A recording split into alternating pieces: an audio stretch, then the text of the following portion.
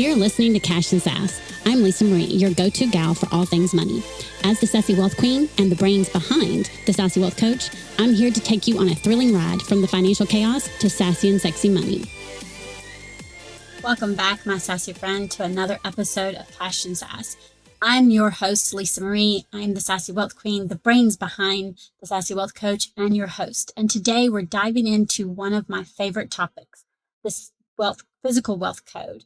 Before we get started, let me ask you a question. Have you ever noticed how when you're feeling good physically, everything else just seems to fall into place? Your mind is clearer, your energy is higher, you're able to tackle challenges with ease. But when you're run down and stressed out, neglecting your health is like, it's like trying to swim upstream. Everything feels harder than it needs to be. That's why I'm such a big, huge believer in the physical wealth code. Because when you make your health a top priority, you're not just investing in your body, you're investing in your overall success and happiness. Now, I know that some of you might be thinking, but I don't have time to focus on my health. I'm too busy building my empire, running my business. I'm running around with my kids, all the things. And believe me, I get it. As an entrepreneur myself, I know how easy it is to let self-care fall by the wayside, okay? I know how easy it is to fall into the everyday activities and to keep pursuing our goals. And then later I catch myself letting those things go and not taking care of myself. And when I do, I look to see, okay, what did I stop doing? And then I try and get back to it. Because here's the thing, neglecting your physical health is like trying to build a house on shaky foundation. I'm going to say that again.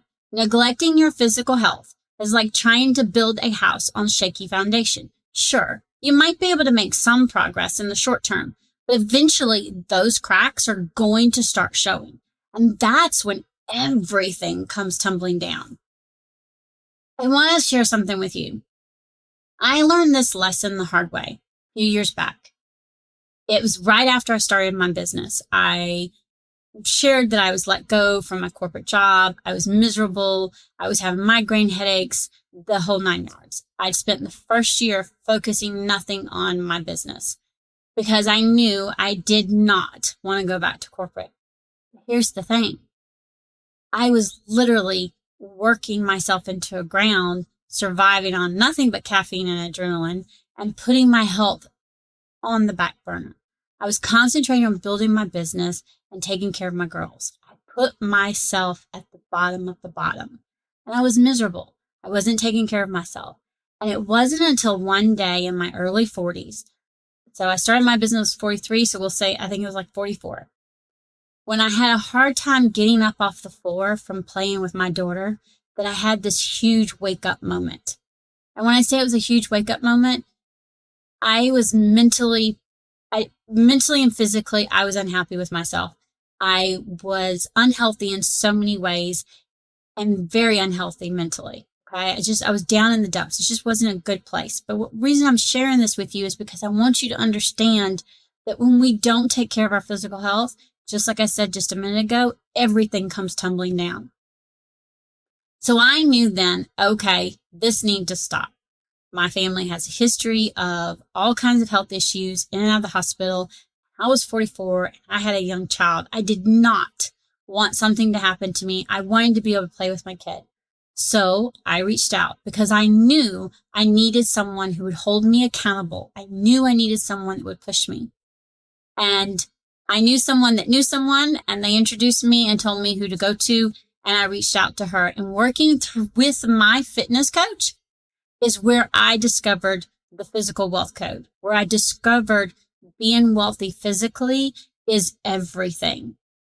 And we started where I was at. I started small, making consistent small changes in my daily habits. Things like prioritizing sleep, eating more whole foods, moving my body. And you know what? It isn't always easy. There are days I still don't want to do it. And I use what I call workout language every day. And it's so worth it.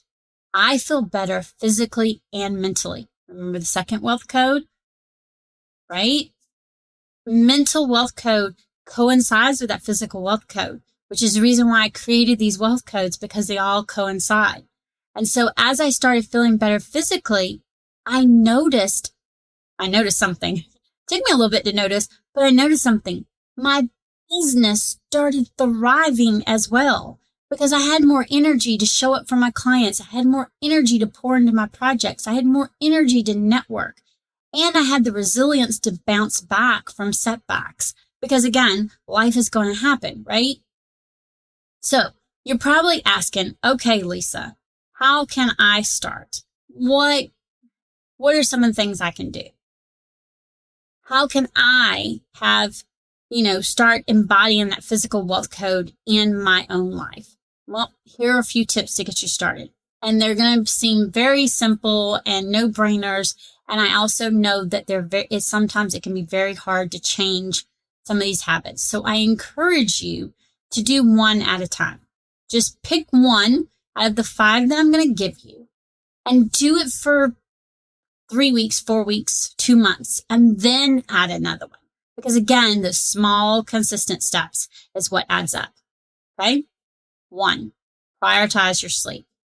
Now, everybody and anybody says you need 8 hours. I'm not telling you to get 8 hours of quality sleep. I'm telling you to make sure you get quality sleep. For me, I know I need between 6 to 7. If I get 6 to 6.5 of good sleep, I'm good. Okay? So my average is between 6 to 7. And I know that. I figured it out and I know that's what I need. But create a relaxing bedtime routine. Keep your, I don't have a TV anymore. I don't let a TV be in my bedroom. I will take a nice hot bath, or I'll read a book with a night light, or a soft light. And then I now listen to music and then I go to bed. Okay. So having that routine. Eat for energy. Focus on your whole foods and keep, I eat 6 small meals a day so that I don't eat really huge, large meals. Now, I am not going to tell you to go and never have my favorite thing, sweet tea. Never going to tell you never to have that. I'm never going to tell you to not eat any sugar or any fat or stay away from all the things. I'm not going to do that because, again, it doesn't work. I cut back on my sweet tea and I'm okay with that. I've cut back on other things and I eat a lot more whole, nutrient-dense foods. And I still enjoy a really good pizza. And I still enjoy ice cream. And I still have my sweet tea. But I do it in moderation. And I eat more of the good whole foods, okay? Find movement. Move, move, move, move. Okay? I don't care what that is. Go for a walk. Go for a hike. Whatever type of movement. Go to the gym. For me, I don't like gyms. I feel very uncomfortable in them. So hiring a fitness trainer so that I could basically have my own gym in my home and work from home works. Because if it rains or if it's cold, I'm going to come up with excuses and reasons not to go. I know me, that I've done it. And I needed to be able to bypass that part so I didn't have that excuse. I don't always like working out. I'll be the first to tell you. It's not always easy. And I love how I feel afterwards. So I can't stress to you how just moving is everything. When it's nice and sunny outside, I am outside walking. I love the natural vitamin D and it does something for you. Okay. So find some movement, even if it's 10 minutes a day. If you haven't moved in a long time, go walk for 10 minutes a day and then gradually increase it. 4, manage your stress. Yes, I know, easier said than done. I'm still a work in progress. Make time for relaxation and self-care every day.